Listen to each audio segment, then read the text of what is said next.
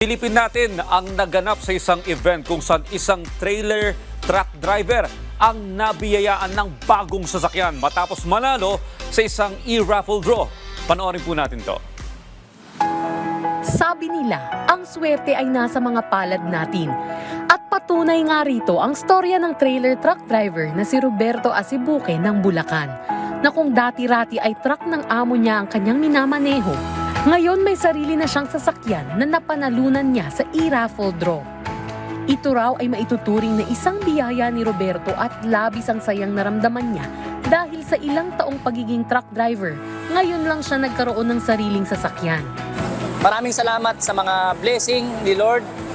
Thank you. Mas pinasaya pa ang event dahil hindi lang brand new car ang ipinamigay, kundi mayroon pang 2 motorsiklo. Right now, you can view and see the results and your points in the mobile app. Yearly po namin sa binibigay and natutuwa po kami dahil sa pagtangkilik ng ating mga customer. Ito po is our one way of our providing them and giving them what is due to them. Isa lang si Roberto sa mga nabiyayaan sa event at balak niya gamitin ang sasakyan sa kanyang pansariling negosyo na tiyak malaki ang maitutulong sa kanya at kanyang pamilya.